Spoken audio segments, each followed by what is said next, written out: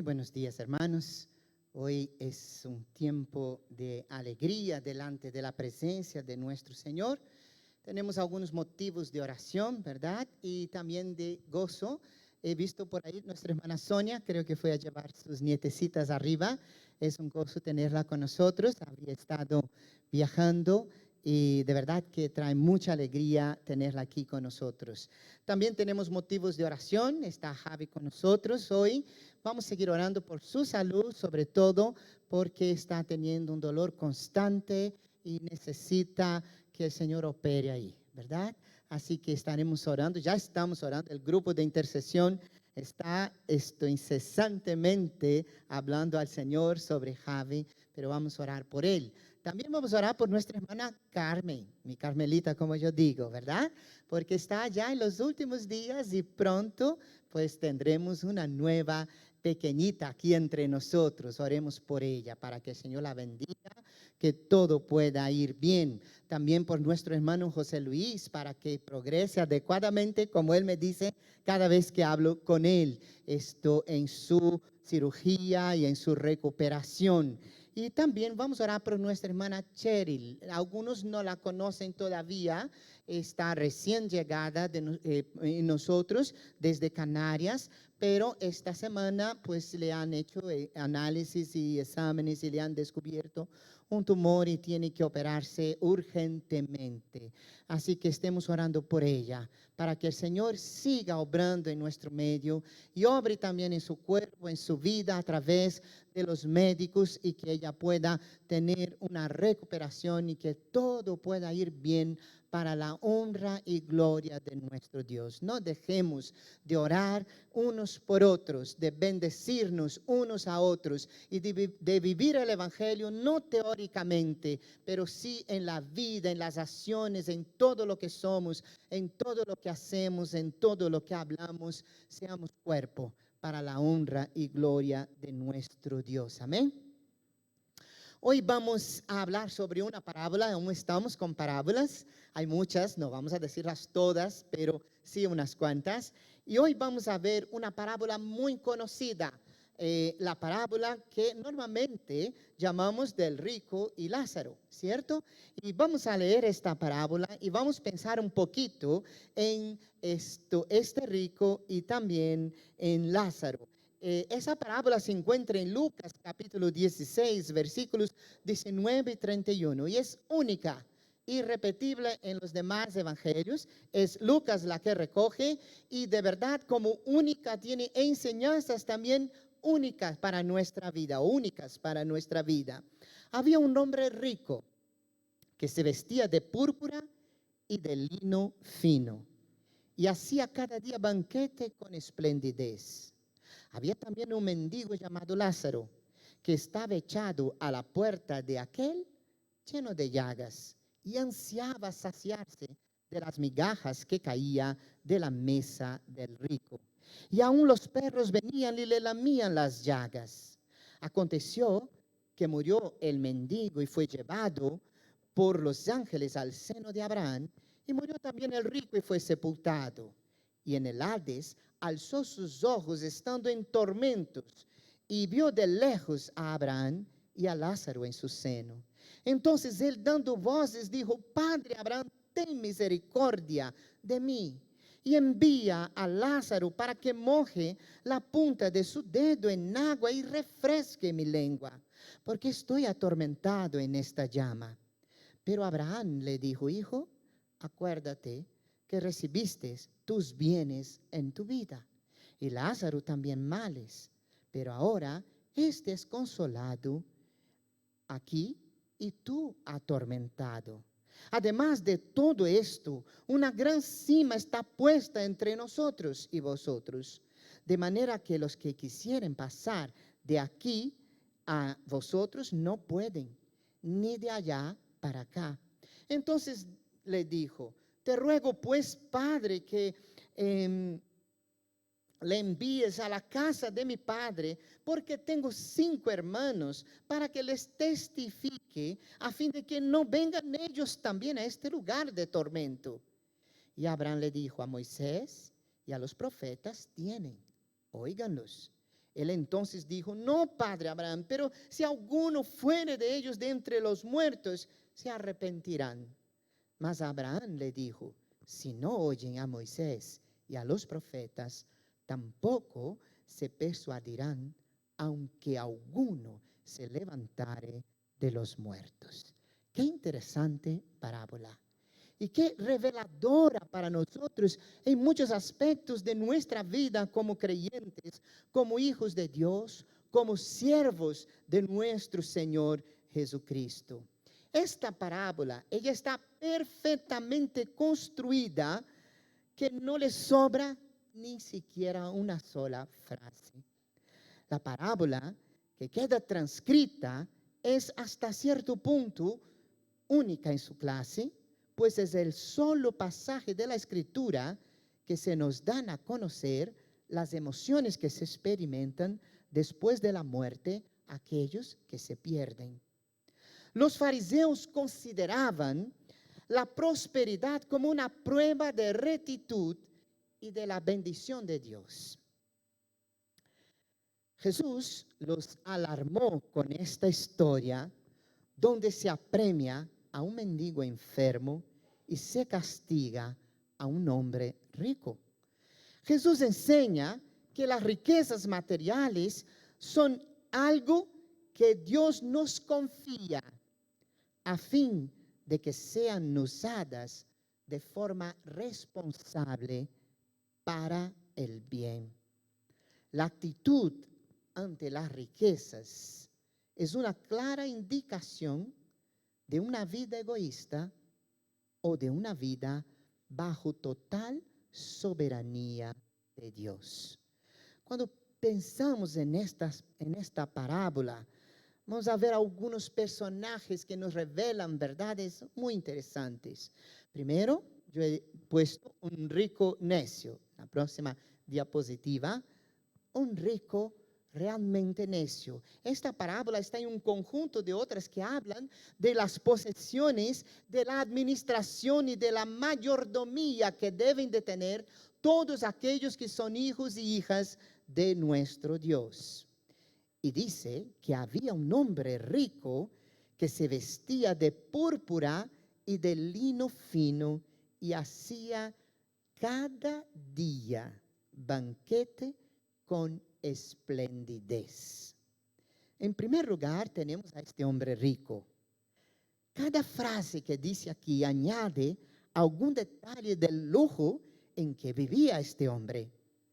Se vestía de púrpura y lino fino, que es la descripción de las ropas del sumo sacerdote, incluso de algunos emperadores, que costaban una inmensa fortuna. No era realmente una ropa simple, era una ropa muy cara, que pocos podían tener acceso a vestirse como ellos. También dice que celebraba banquetes suntuosos todos los días. Y la palabra que se usa aquí indica los manjares que harían las delicias de un gastrónomo, del más chef de los master chefs. Esto estaría realmente, quería participar y probar los banquetes que este rico hacía cada día, todos los días. Por eso está claro que él quebrantaba el cuarto mandamiento que dice, 6 días trabajarás y harás toda tu obra. Porque durante 7 días lo único que él hacía eran fiestas. En un país y época en que la gente corriente tendría suerte si comía carne una vez a la semana después de trabajar 6 días, este rico es el prototipo del indolente ricachón. Ahora, dice también que Lázaro anhelaba tener aún las migajas que caían de la mesa de este rico. Segundo personaje es Lázaro, un pobre, y yo lo he titulado así, o lo puse así como título, un pobre agraciado. Había también un mendigo llamado Lázaro, que estaba echado a la puerta de aquel, lleno de llagas, y ansiaba saciarse de las migajas que caían de la mesa del rico, y aun los perros venían y le lamían las llagas. Tenemos a Lázaro. Es curioso que es el único personaje de las parábolas que tiene un nombre, que es la forma latina. Lázaro es la forma latina de Eleazar, que significa Dios es mi ayuda. Era un mendigo, estaba cubierto de llagas ulcerosas y en tal estado que ni siquiera podía defenderse de los perros callejeros que les asediaban con sus lametones. No era más que un mendigo, no poseía bienes algunos sobre la tierra. Sin embargo, este pobre poseía la gracia de Dios. En cambio, el rico no. Este pobre vivía por la fe, seguía las huellas de Abraham. Que un hombre sea rico no quiere decir que haya sido justificado. Que sea pobre no quiere decir que desagrade a Dios. Y el tercer aspecto, después de hablar de estos dos personajes y su representatividad, es algo muy interesante y revelador, porque la historia cambia de la realidad aquí en la tierra y pasa a una realidad en el más allá, en el mundo venidero. Y dice el texto en Lucas 16, versículos 22 a 24. Aconteció que murió el mendigo y fue llevado por los ángeles al seno de Abraham. Murió también el rico y fue sepultado. Y en el Hades alzó sus ojos, estando en tormentos, y vio de lejos a Abraham y a Lázaro en su seno. Entonces él, dando voces, dijo: Padre Abraham, ten misericordia de mí, envía a Lázaro para que moje la punta de su dedo en agua y refresque mi lengua, porque estoy atormentado en esta llama. Algunas verdades se revelan en esa parte que para mí por lo menos son muy importantes, sin nunca olvidar que quien contó esta parábola no fue cualquiera, fue Jesús. Primero, la muerte no es el fin de todo ser humano, cualquier que sea la clase de la raza que pertenezca. La muerte no es el fin de la existencia humana. Dice que murió el mendigo. Su sepultura fue de tan poca importancia que no se menciona, mientras que murió también el rico y fue sepultado, siendo llevado su cadáver posiblemente en pompa a su descanso terrenal. Allí está Lázaro en el paraíso o en el cielo, y el rico en la habitación de los muertos o el infierno. Para los judíos, el seno de Abraham era sinónimo de un lugar de honor en el paraíso. El que pudiera estar ahí, al lado de Abraham, en su regazo, eso era lo más que un judío en aquella época podía imaginar y pensar. Era un lugar de honor. Lázaro, el mendigo, le fue ofrecida una bienvenida especial en el cielo y estaba sentado al lado de Abraham. También puede que el término haya sido usado para describir el lugar reservado para los justos. Hades era la morada de los muertos. La descripción no deja lugar a dudas de que el hombre rico estaba en un lugar de tormento y de castigo eterno. Si morimos en Cristo, nos revela el texto que nuestra transición en esta vida a la venidera no será una experiencia solitaria ni espantosa. Más bien, según el texto, los ángeles nos acompañarán hacia el gozo eterno, tal como llevaron el espíritu de Lázaro al lugar de descanso señalado para él por Dios. Poco o nada sabemos de lo que experimentará el hombre después que deja esta tierra. Cuando se nos llegue la hora postrera y nos hallemos en el lecho de muerte, seremos como viandantes a un mundo desconocido. En cambio, nos consolará el saber que los que expiran en los brazos de Jesús no serán arrojados a las tinieblas, ni estarán sin albergue ni morada durante el tiempo que transcurra entre la muerte y la resurrección. Más bien, encontrarán sosiego en el seno de los que hayan tenido fe como Abraham.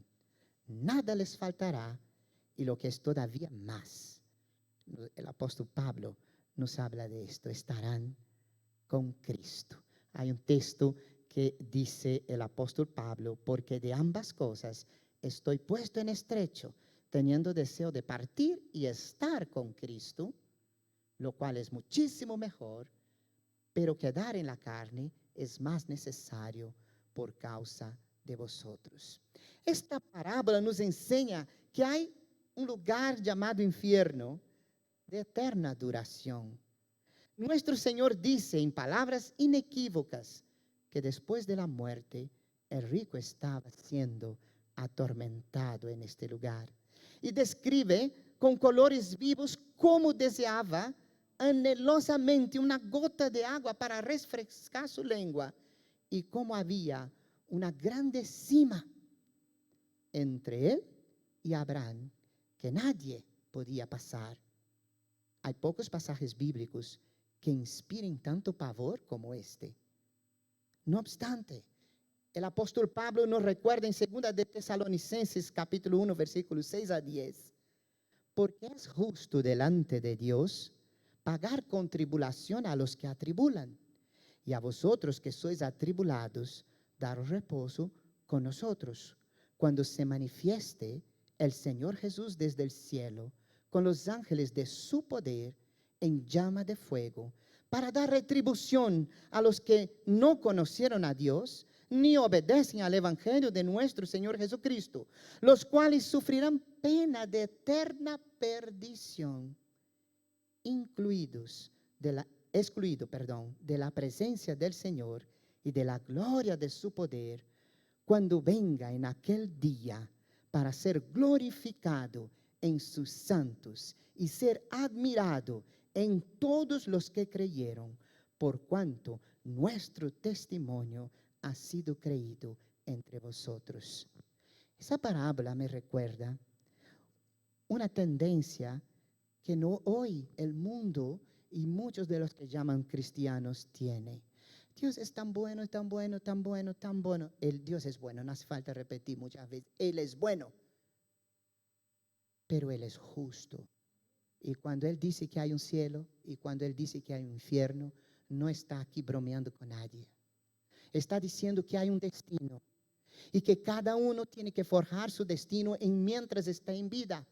Porque después de allá ya no hay que hacer, ya no hay cómo cambiar, ya no hay cómo volver, ya no hay nada que hacer.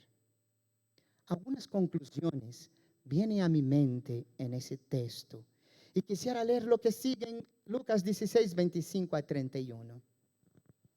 Pero Abraham le dijo: hijo, acuerda que recibiste tus bienes en tu vida, y Lázaro también males, pero ahora estés consolado aquí y tú atormentado. Además de todo esto, una gran cima está puesta entre nosotros y vosotros, de manera que los que quisieren pasar de aquí a vosotros no pueden, ni de allá para pasar para acá. Entonces le dijo: te ruego pues, Padre, que les envíe a casa de mi padre, porque tengo 5 hermanos, para que les testifique, a fin de que no vengan ellos también a este lugar de tormento. Y Abraham le dijo a Moisés y a los profetas tienen, óiganlos. Entonces dijo: no, padre Abraham, pero si alguno fuere de ellos de entre los muertos se arrepentirán. Mas Abraham les dijo, si no oyen a Moisés y a los profetas, tampoco persuadirán, aunque alguno se levantare de los muertos. Es muy interesante ese texto, porque nosotros tenemos a alguien que se levantó de los muertos, ¿sí o no? Jesús levantó de los muertos y es el testigo fiel, verdadero a este mundo de que hay un Dios, de que cumple su palabra, de que ha pagado un precio y de que la salvación, aunque gratuita para nosotros, es una realidad. Y el que quiere escuchar desde el principio ha oído voz en esta tierra de Dios que habla de la salvación. Aun cuando Dios habló con Adán y Eva, prometió, de la simiente de la mujer vendría el Salvador.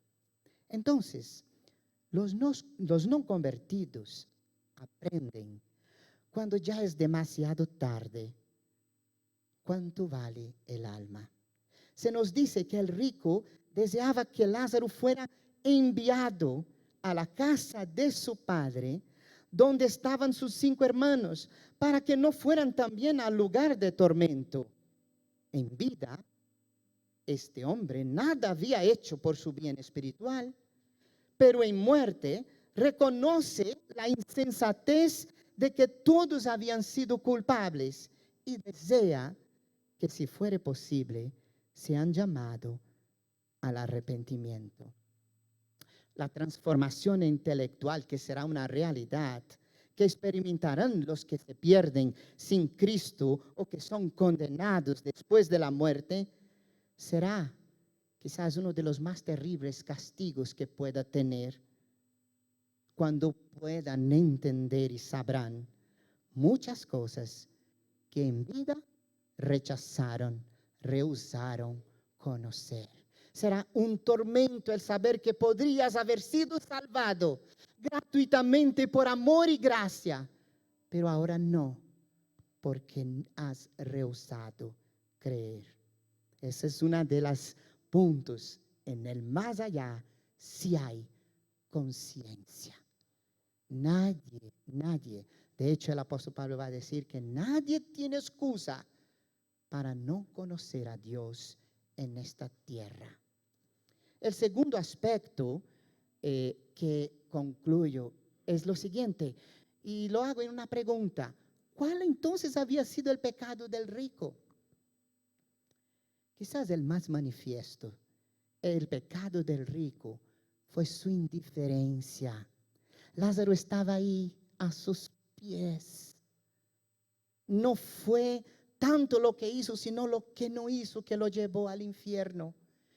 Podía ver el sufrimiento y la necesidad del mundo a su alrededor y no sentir nada que le tocara el corazón, ni hacer nada por remediarlo. Y eso me llama tanto la atención, hermanos, porque es imposible que alguien tenga a Dios en su vida y viendo el sufrimiento en esta tierra, de la espalda.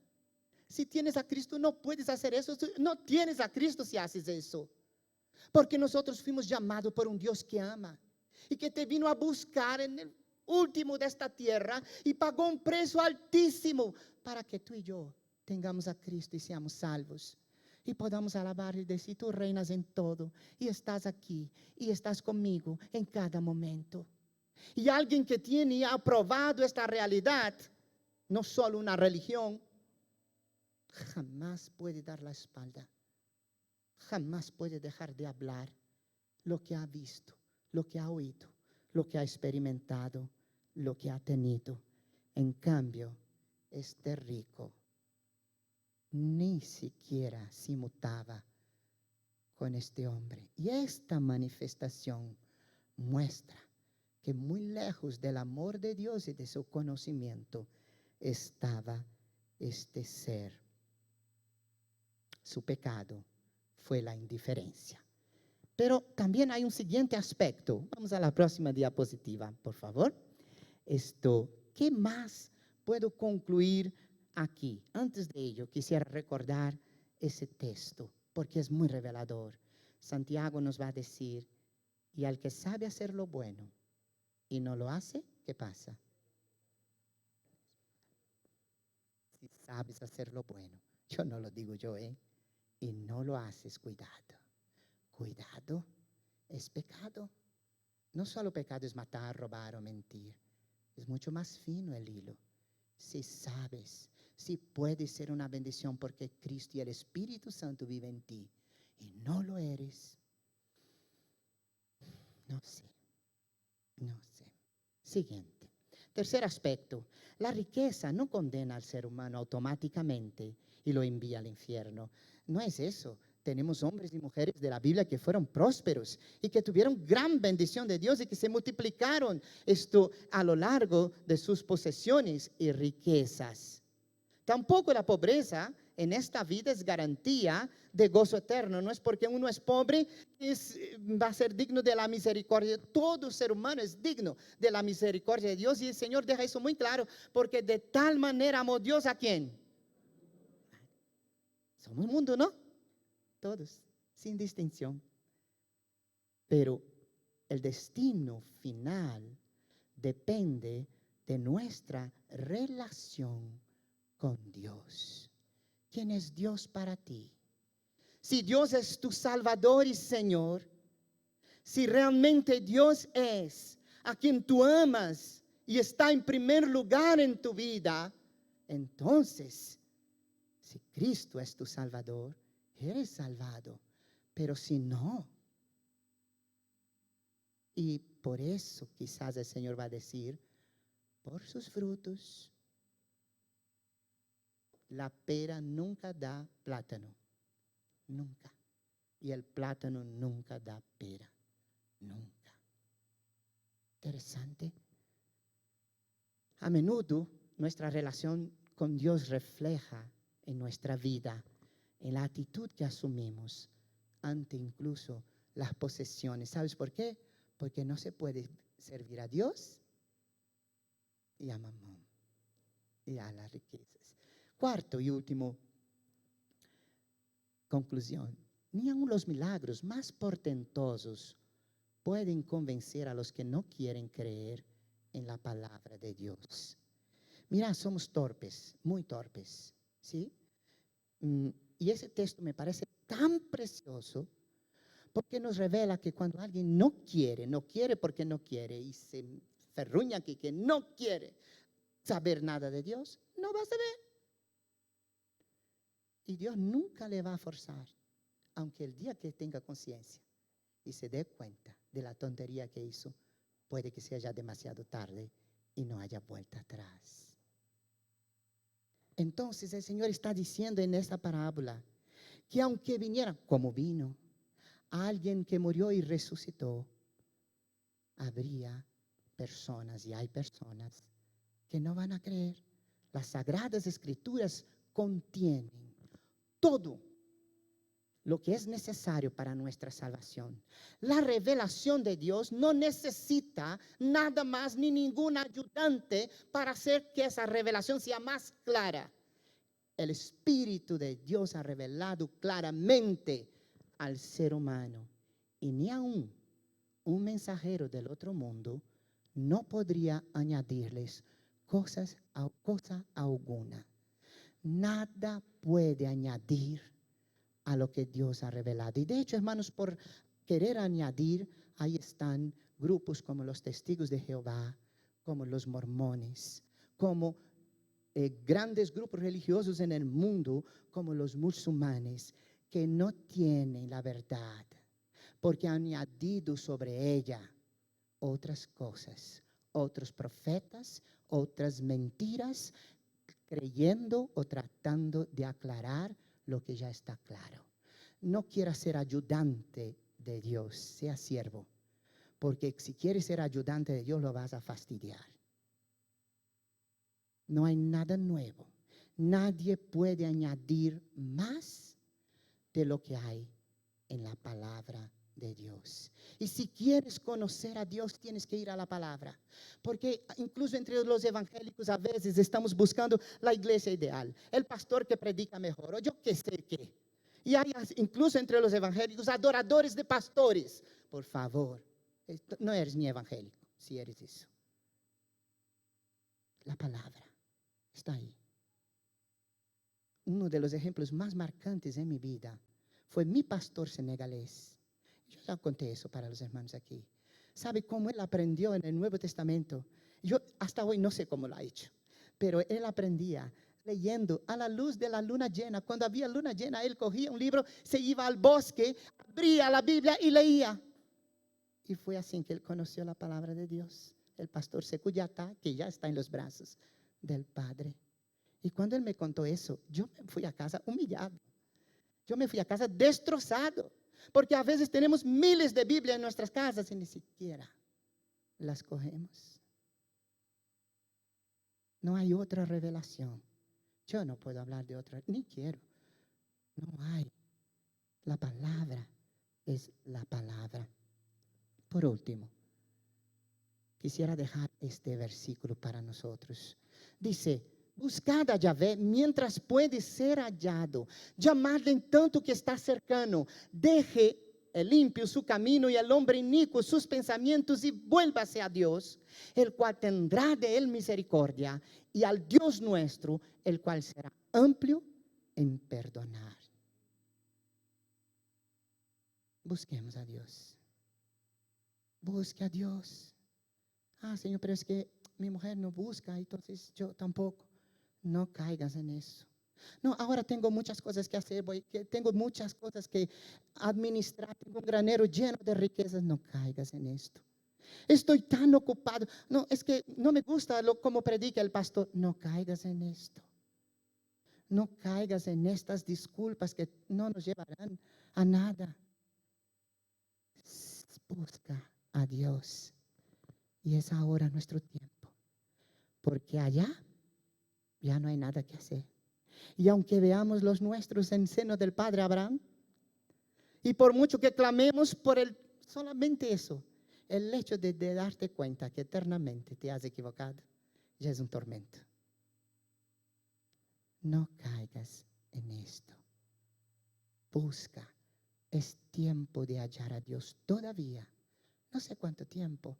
Las cosas nos demuestran que se van tomando ahora valores globales, enfermedades globales, problemas globales, millones de personas cambiando de sus lugares, millones de personas sin esperanzas, guerras por todos los lados, maldad en todos los sitios, las mismas cosas horribles que escuchamos cada día de nuestra sociedad y de la sociedad en el mundo.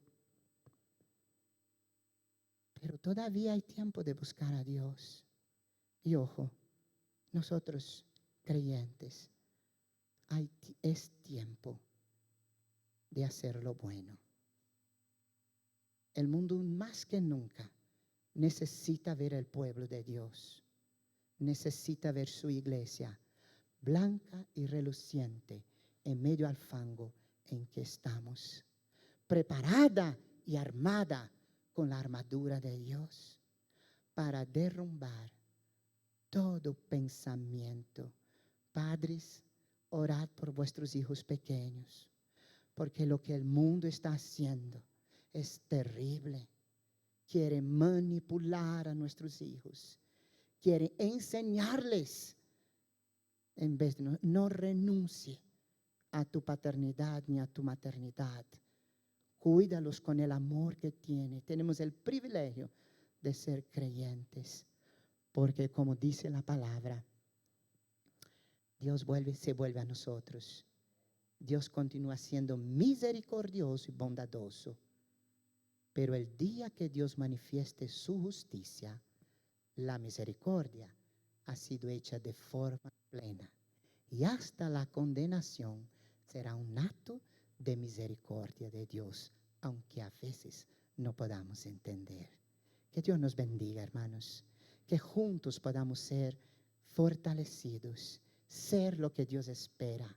Que busquemos al Señor, que busquemos su poder, su fuerza, que seamos verdaderamente hijos y hijas que reflejan su gloria en la bondad que hace cada día en cuanto Dios nos permita vivir aquí. Amén.